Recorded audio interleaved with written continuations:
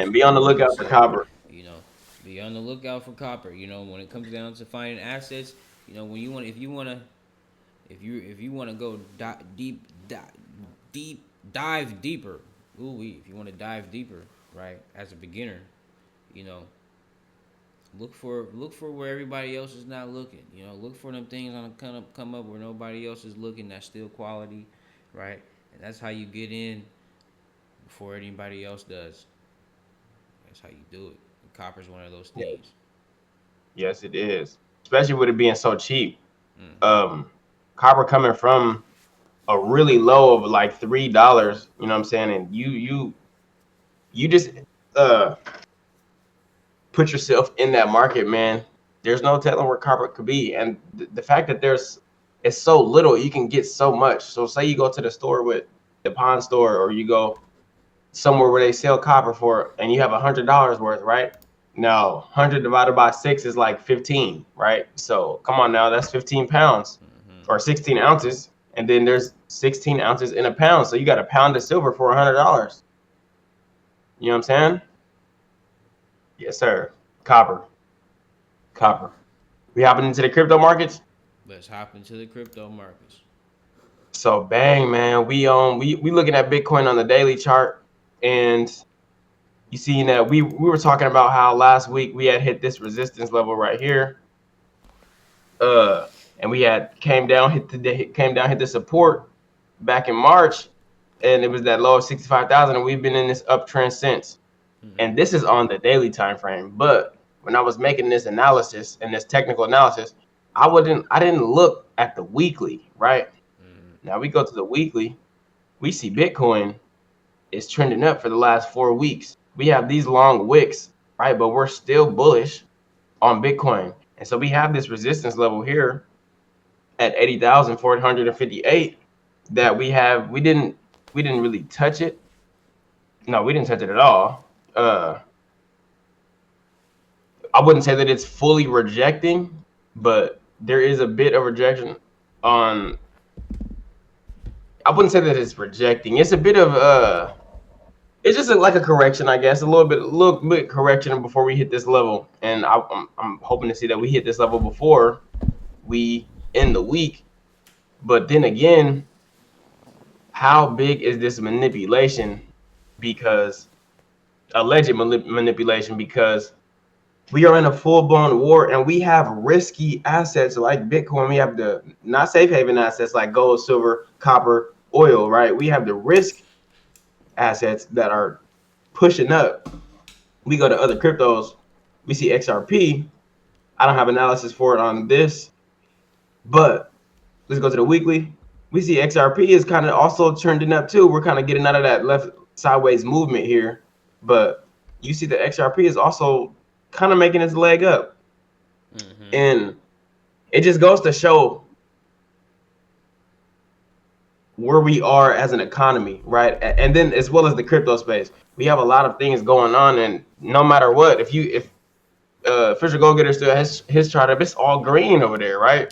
It's look at my chart, it's all green except for Flare. Mm-hmm. Flare is the only one that ain't green in the crypto space, right? Um, or just on my chart, as you can see.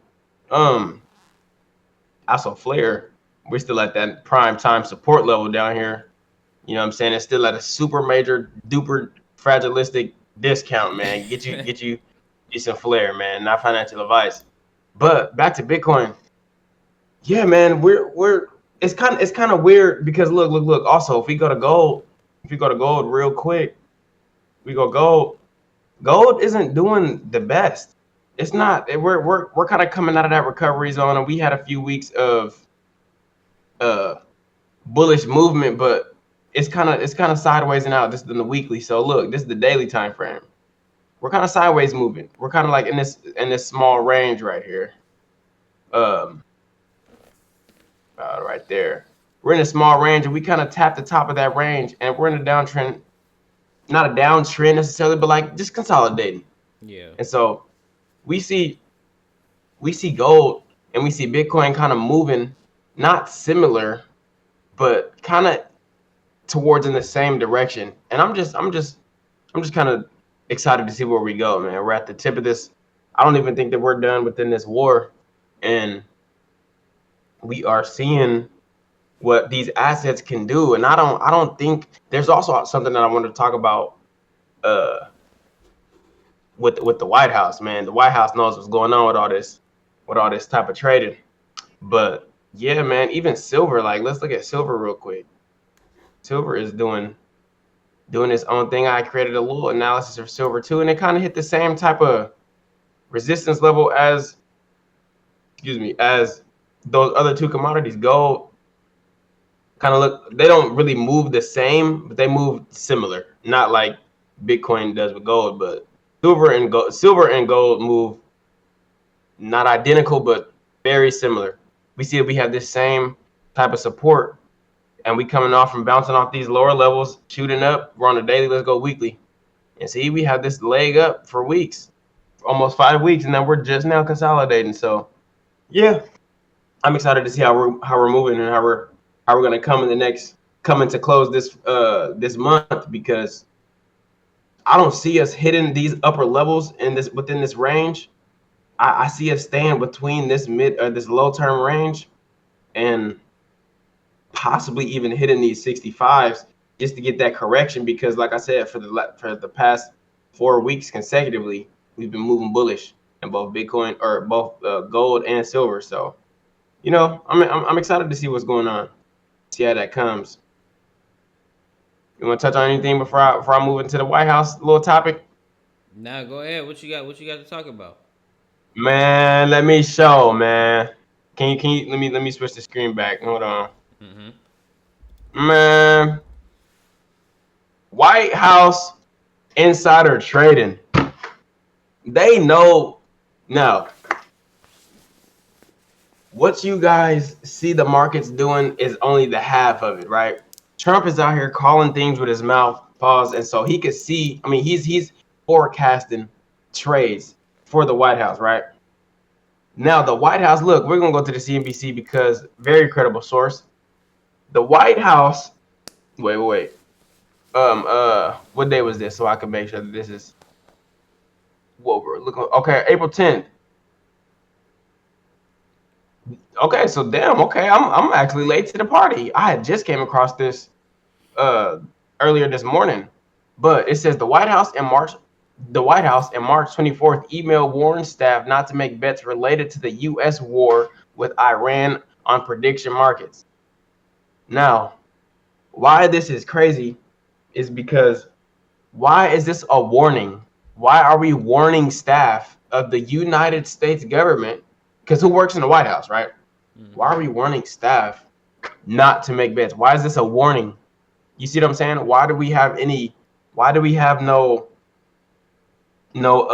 consequences for insider trading? We know, everybody knows what's up with Nancy Pelosi, allegedly, right? Everybody knows what's up with Nancy. And we know with the poly market where you could place a bet or even a trade for a direction on where you want price to go. So I think the last real one where it was the gold, where it was the oil, right? And we had that $100, I think it was like $120 oil, and then we had that ceasefire come out, and then oil dumped to like $90, right? There was a person who had placed a bet that, or a trade that will have, and they basically shorted oil, and they came up like, I think it was I think they placed, oh, see, look in the 15 or so minutes before the post. Let me find it because look right here, I'm gonna read these three little paragraphs. In the 15 or so minutes before that post, there was a flurry of unusual activity on oil and stock futures markets. More than 500 million in crude oil futures were made in that narrow time window. 500 million made in 15 minutes. Two Democratic senators in a letter Friday to the chairman of the Commodity Future Trading Commission, that's the CTFC, said the same pattern appears to have recurred Tuesday.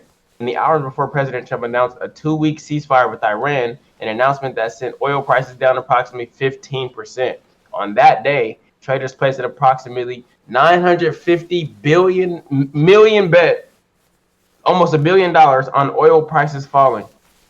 Senator Elizabeth Warren of Massachusetts, Senator Sheldon Whitehouse of Rhode Island wrote in a letter asking CFTC Chair Michael Seelig to open an investigation into the unusual trading.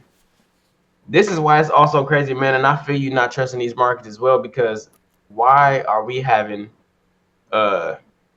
full-blown government officials trading and then the White House not doing anything about it? Why is it something that people notice and then it's an investigation? You know what I'm Yeah. saying? It's the same thing with that. Yeah, go ahead. I've been rambling. No, you're all good. I don't got much to say. You know what I'm saying? I'm glad that you brought it up because this ain't nothing new no more. It's just crazy how blatant they're doing it in front of us. Um, but that's why it's important for you guys to understand what's going on, understand how important these assets are. This is how they're making their bang for their buck. Straight up. Every day. Every day. You see what's going on in the world? All right, bet you got the money. I got the money. I'll put this together. Or you straight up. That's almost $1 billion. That is $1 billion. 50 million. It is. I One, said billions. yeah, one B. You know what I'm saying? So if they're playing with 1B and increasing their 1B out here in the stock market, you we gotta learn how to play this game, man. You know, and I suggest you guys take the time and learn how to play this game and dive deep. If you guys want to streamline the studies and figure out as quick as you can, we already put the puzzle together for you, right? Go ahead, click the link in our bio and get that full circle wealth beginner investor system made just for you, because it's getting wicked. You straight up, they're playing right $950 billion, and if you know exactly how oil works and how the economy works and what to invest in, you're gonna take your 500, 5,000, 2,500. You're gonna know how to still double down on these moments like them, because this is crazy. It's just crazy. Yeah, yeah, Then man. this ain't new either. Just like you said, this Yeah, been going on. And so shout out Polymarket for even being able to see these types of trades. I'm sure that there was other platforms before, but in my day it's Polymarket, right? Shout out Polymarket, man, because you could then, I'm not giving no cheat codes, but you could see what these trades and see how people are making their money. Like with the when Barron Trump had did that when they created the Trump coin. Polymarket is how people got in and got their opportunity, because they tracked the wallet who created the Trump coin and knew when he dumped. You know what I'm saying? Knew when he sold. Knew when he bought more. Right. So yeah, yeah. You're not gonna be able to beat them, so join them. Do what they Right. do.